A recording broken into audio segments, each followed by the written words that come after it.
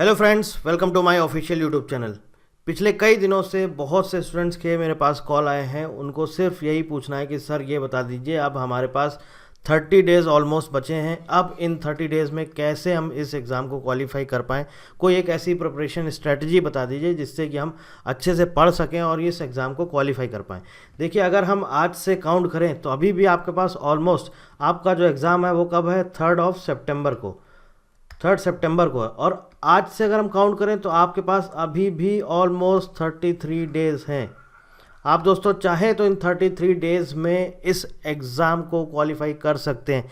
Prelims exam है, ऐसा नहीं है कि टेक्निकल है तो आपको बहुत सिलेबस पढ़ना है, आपको अपना पूरा एक एक सब्जेक्ट पढ़ना है, नॉन टेक्निकल भी पढ़ना है, टेक्निकल भी पढ़ना है। तो मैं मान सकता हूँ हाँ, तब थोड़ा सा मुश्किल है। लेकिन यहाँ पर तो सिर्फ प्रीलिम्स है, इसमें तो सिर्फ आपके जो नॉन टेक्निकल वाले सब्जेक्ट्स हैं वही पूछे जाने हैं। तो एटलीस्ट 33 डेज़ में आप क्वालिफाई कर सकते हैं। बस ये है, आपको अपने आप को यकीन दिलाना होगा।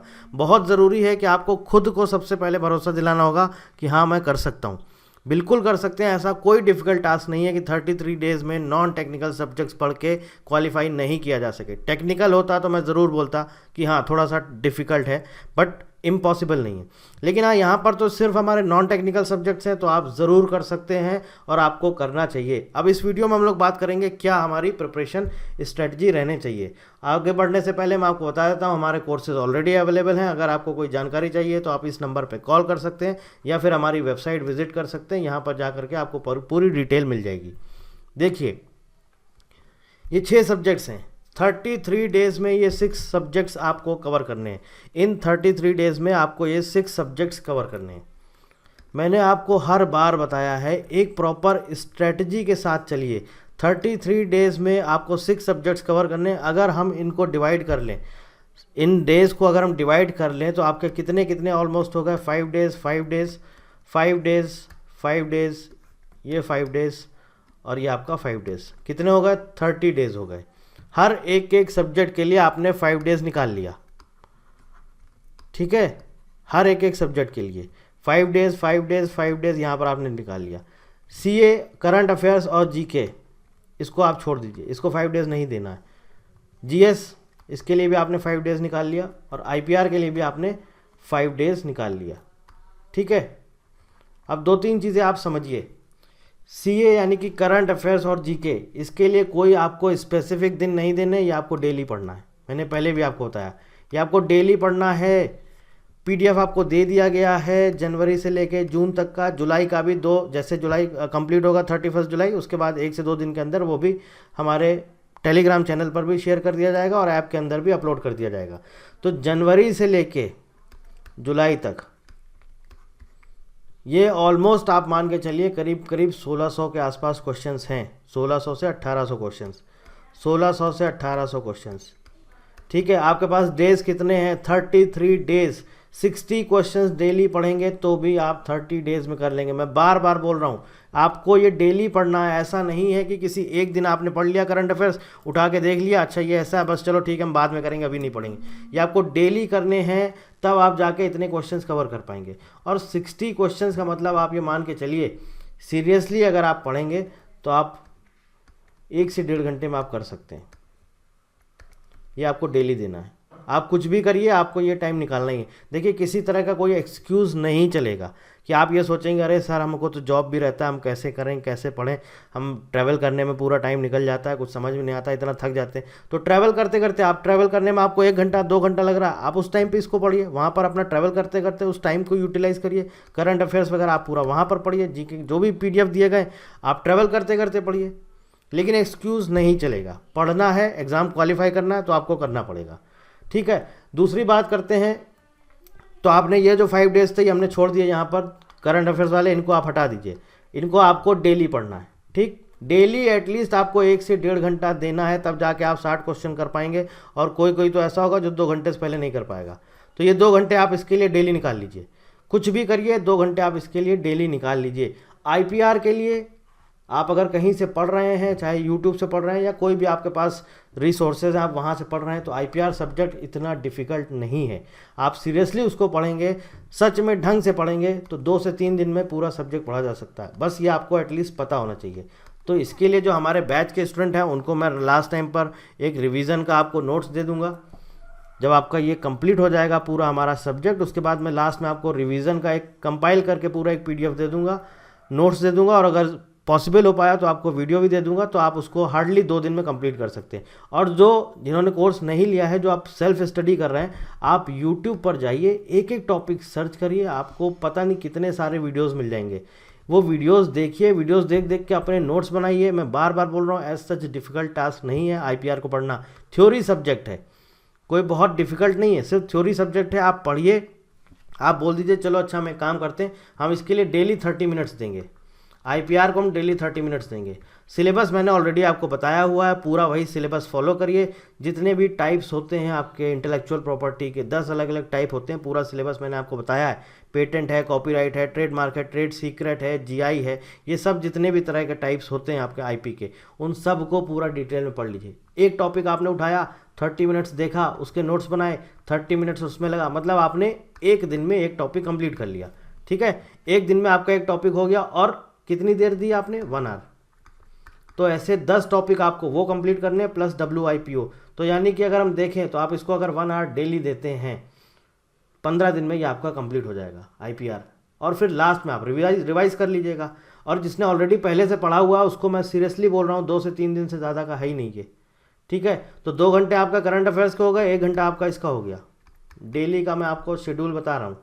ठीक, जीएस के लिए जो हम लोगों ने लेक्चर्स दिए हुए हैं आप वो देख सकते हैं। उसके अलावा प्रैक्टिस क्वेश्चंस के लिए आप प्रैक्टिस कर सकते हैं। बाकी अगर आप सेल्फ स्टडी कर रहे हैं तो आप यूट्यूब पर जाइए, एक एक टॉपिक सर्च करिए। 9th और 10th का आप साइंस पढ़ लीजिए,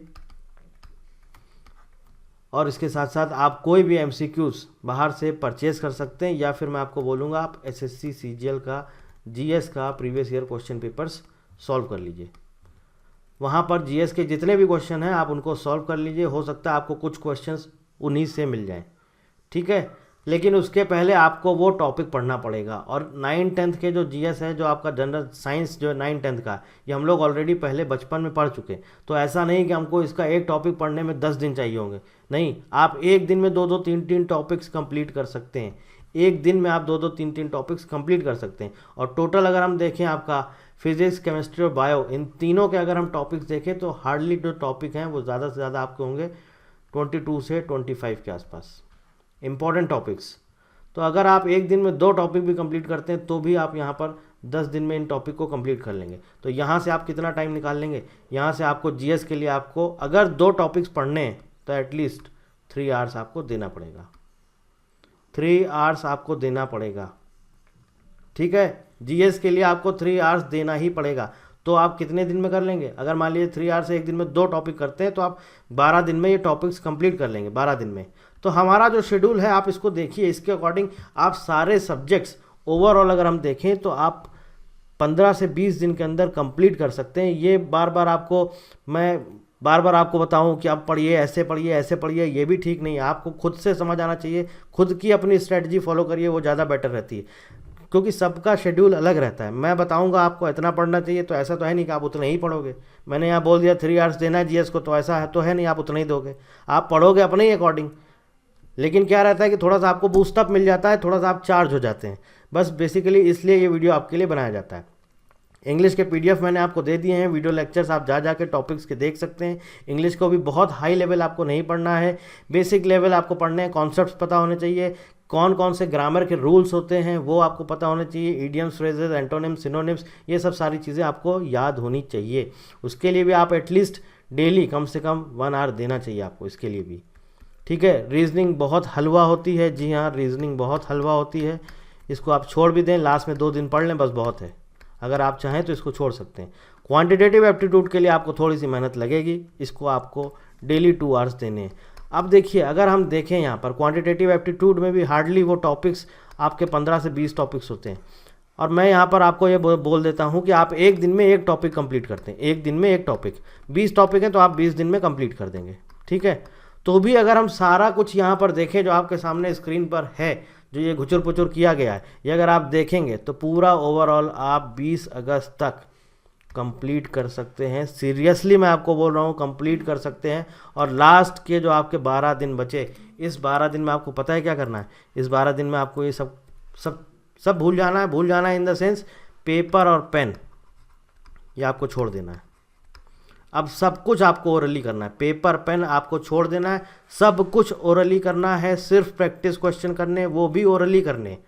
आपने क्वांटिटेटिव एप्टीट्यूड का क्वेश्चन देखा, मुंह जबानी उसको आपने रिवाइज किया, उसको अपने माइंड में ही रिवाइज किया, अच्छा इसकी ऐसा हो जाएगा, अच्छा इसका परसेंटेज 30 का परसेंटेज 50%, अच्छा ओके हाँ हाँ, लिखना नहीं है, सिर्फ माइंड में रिवाइज करना। ओके ये 15 हो जाएगा, 15 इंटू 5/3, ओके ये 3 से कैंसिल हुआ, 5 इंटू 5 25, ये ओके ये ऐसे हो जाएगा।